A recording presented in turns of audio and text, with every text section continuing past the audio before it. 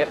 We're a little short on an hour and 7. Perfect. Yeah, so there should be plenty of wiggle room. Oh, yeah! Because this one's supposed to be for 15 minutes as well. Great.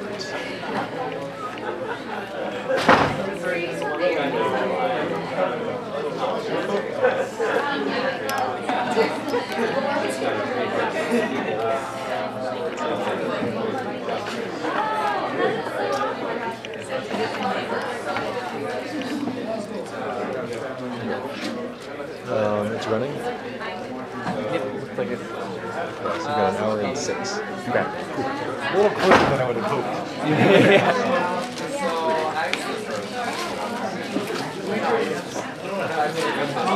Yeah, I'll keep an eye on it. I'll keep an eye on it. I'm not exactly sure what I'm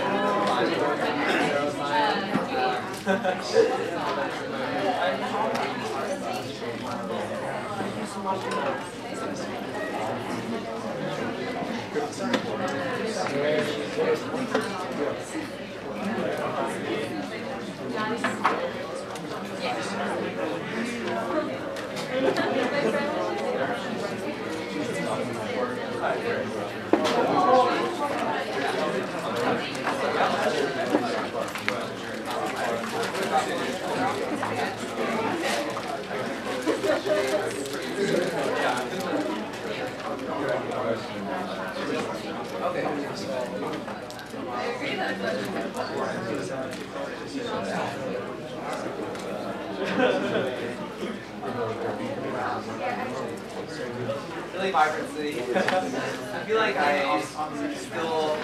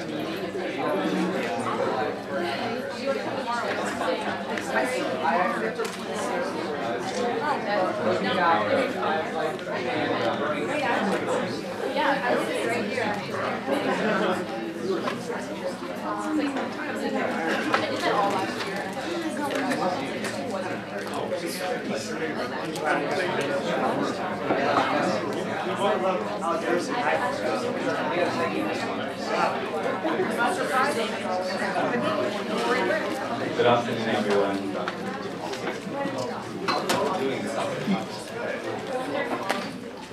Alright, my name is Thabo Master, and I am a senior here at Dartmouth studying engineering sciences and economics. And with the presence of really great people today, I'll let them introduce themselves briefly. But before we do that, we know that we are all here to talk about the intersection of faith and development. And this is a big subject in the Christian faith. We know from the story of the Good Samaritan when Jesus was preaching about how oftentimes we are prone to just following our own faith and thinking that it is sufficient on its own to be good people as we understand it. And we pass by so many places of need, so many people who are in need. And in development, we try to engage need. We try to see how our faith can be relevant in sort of helping out the world's disadvantaged people. Christian developmentalism has come under fire.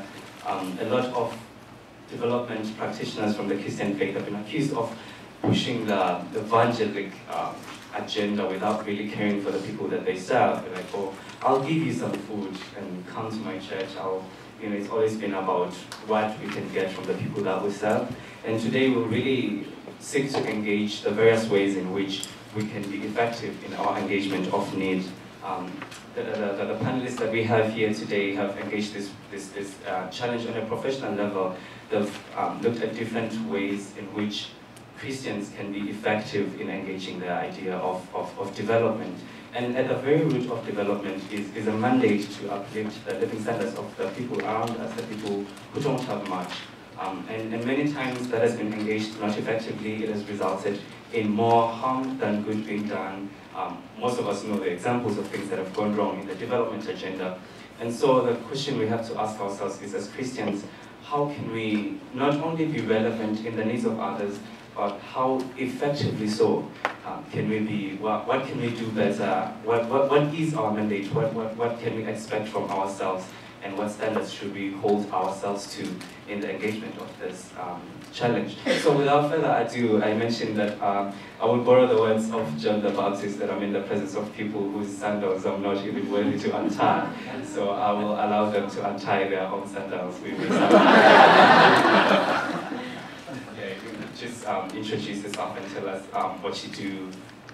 Okay. All right, David Allman, class of '76. I'm in Atlanta, Georgia. I have a real estate investment development company there. And one of my parallel pursuits for the past 8 years has been a community economic development program down in Central America. And when Greg Haugen was talking this morning about moral clarity and worldview, when I was here at Dartmouth, I was a new Christian. But I was a fairly ravenous reader, very much trying to develop my worldview. And one of the things that was impressed upon me early in the formation of that worldview was being from America and blessed, came from a kind of upper middle class family, that if I was going to take my faith seriously at all, I had to in some way engage with the least of these. And so it immediately, the poverty space has been kind of part of my mindset from the time about I was student's age here, and it's helped kind of form what I'm engaged in at this stage. And we talked about justice this morning. The best definition I've heard of justice is, think of it as a coin toss, heads or tail, and when the coin's in the air, you think of you being born in America or being born in a developing country. When the coin is in the air, you decide, you make the rules when you're not sure which place you're going to be born. And so, what would you want if you were born in a developing country with the lack of economic opportunity that you see in America? One, you'd want to be treated with dignity. You would want to have opportunity. And you, in some way, want the haves to engage with you in a meaningful, helpful, but balanced fashion. So it informs how we think of capital. We'll talk some about microfinance, but also you have grant capital, and you've got investment capital. And I think it's important to know how each of those buckets of capital should be used. Obviously, grant can, if it's overused, can create dependence, entitlement. Investment would be on parity. That's where you're partners. So that's a thought. And if you look at just what's happened with world poverty over the last 20, 30 years, trillions of dollars, the needle of poverty has not moved. In many cases, it may have even gone backwards. I think many would say it's time for new wineskins. The work that I've been involved with, partnering with Opportunity International, where both Beth and AT are meaningfully engaged, is a community economic development model. And just in short, I would say that the greatest felt need of the poor is economic development. If we get into a relationship based upon economics, we can then talk about social change, we can talk about spiritual change, but that's the greatest felt need. I think that's how we get into a relationship. And I don't think we're going to move the needle of poverty primarily through the work of the NGOs or primarily through churches or church missions as we know them now. I think it's going to be, we're only going to move the needle of poverty if we get business people involved at the forefront. And that can be through churches, and so I do think kind of having churches rethink the way they do missions is a big part of how we ultimately move the needle of poverty. Thank you very much, David. Maybe Beth, you can also introduce yourself and then tell us how you engaged in development and what brought you here. She wanted me to go, so I said, you go.